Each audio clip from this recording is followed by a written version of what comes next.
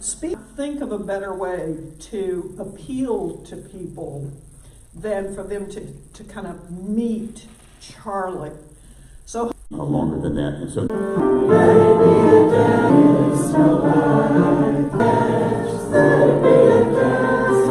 they are concerned. Please come.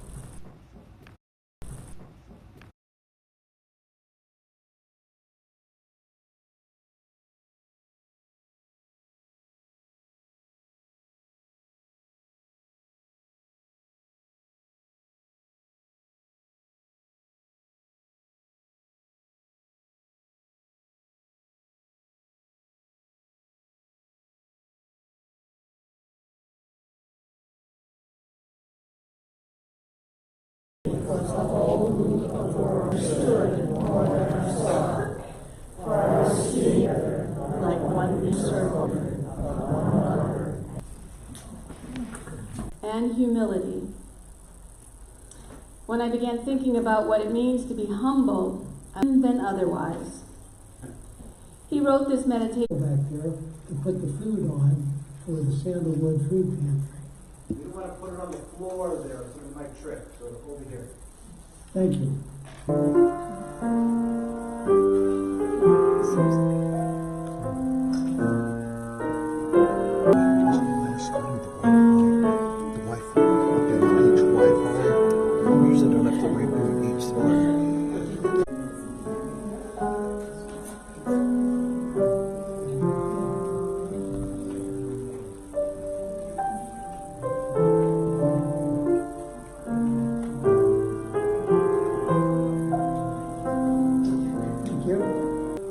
Have you noticed virtues include qualities such as love, kindness?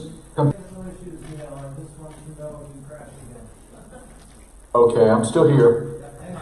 Okay, we're good. Neal, you're on. Okay, thank you. Have you noticed that humility seems to be a lost virtue? This is strange. Gives similar guidance. Blessed are the poor in spirit and the meek. Matthew 5:3. The humble shall be exalted, and the exalted shall be humbled. Luke 18:14. To be great, we have to become humble like children. And yet it seems to me these days that few religious leaders of all denominations, at least in this country, have very little to say about humility. In fact, just the opposite seems to be true. What I see are puffed up preachers, preening, prancing, and posturing before crowds of admirers, waving the Bible around as if it were a stage prop.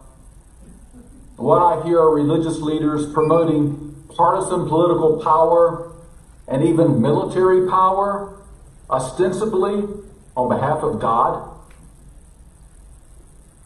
And it's not like we use truth in many paths, and that our way is not the right.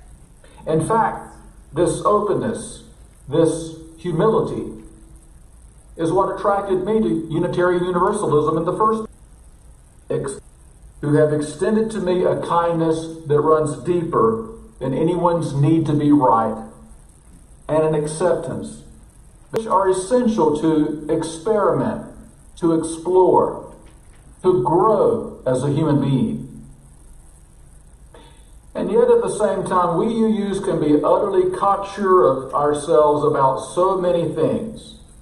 Religion, philosophy, panels, gluten, red meat, wine, coffee, and how nobody should ever shop at Walmart or eat at McDonald's. Now, I grew up with fundamentalists, but at least they kept their fundamentalism restricted. Humility is certainly not a virtue to climb the ladder quicker and higher than others, to get ahead of the curve and out in front of the pack, to stand out and stand above the crowd, to be happier, healthier, more envied, and more admired than everybody, is that we're confused about what it is.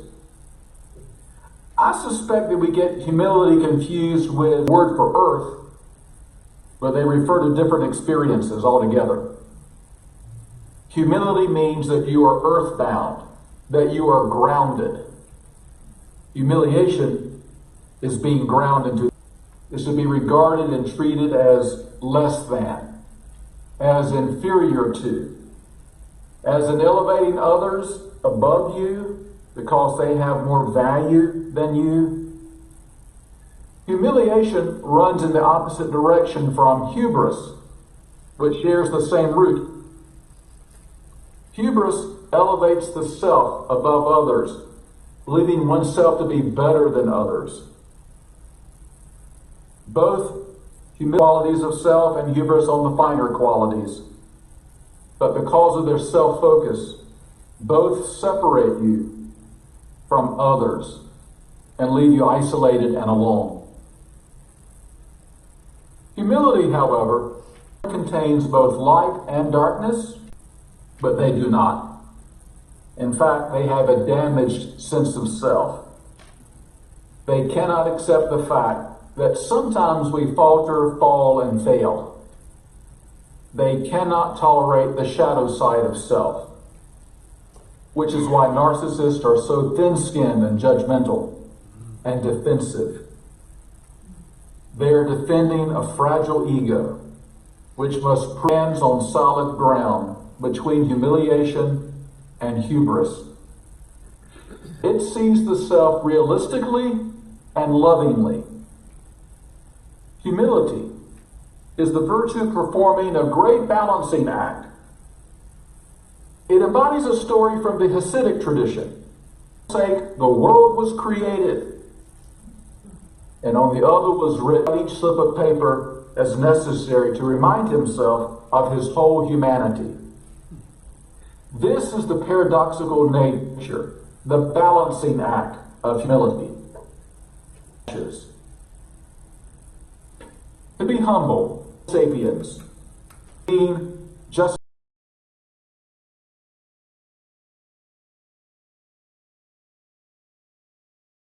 we have a world to create. Now, we'll fall apart. We'll cycle back into formlessness. We affirm and promote the inherent worth, and I refer frequently to that first principle. For whatever mistakes and mishaps another has made, however he or she may have offended, disappointed, or hurt, simply because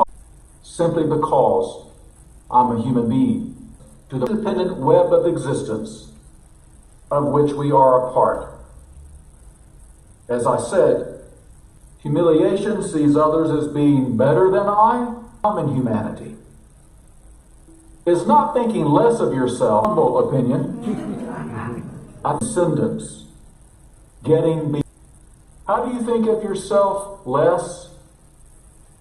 You do so by practicing gratitude, by recognizing that while much of your success in life depends on your intellect, your drive, your resilience, and your creativity, these gifts and skills have been nurtured, taught, and bequeathed to you by seen and unseen. We accomplish to recognize that you're true.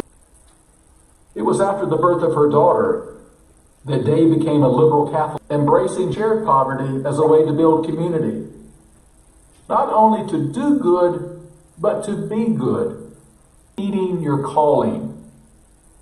Now, we all go into professions for many reasons. Money, status, security, regular calling. These experiences quite greater than ego. She was an activist for progressive causes. One day, she happened to witness the triangle sure themselves to their death. Of famous examples of humility. Let me give you a more common example. An example from Temple University at Temple. And like most academicians, he has paid for his successes in his teaching career with his fair share of failures. He was rejected by the projects he started that went nowhere. Most of the research papers he eventually got published were his career. Published his doctorate from Cornell, his Teacher of the Year award from Temple, his research, Dr. Weber. Unusual is that alongside his successes on his webpage, he also posts what he calls his failure CV. All his rejections and dead ends of one's failures. Weber is trying to provoke a culture change of failure. One thing is certain, people whom he has never met come up to him all the time and thank him. I love your humility. He has achieved a well-grounded self-worth. In addition to affirming his dignity and no less than human. He reminds me of to be simple, 'tis a gift to be free, 'tis a gift to come down where we ought to be. And when we find our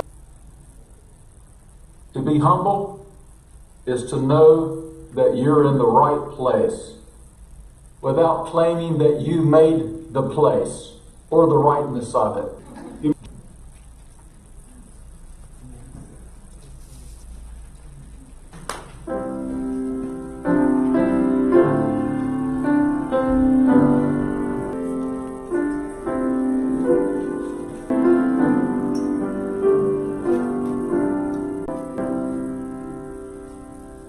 Turn with me to hymn number 16. May we stand and sing together. It's a gift to be simple.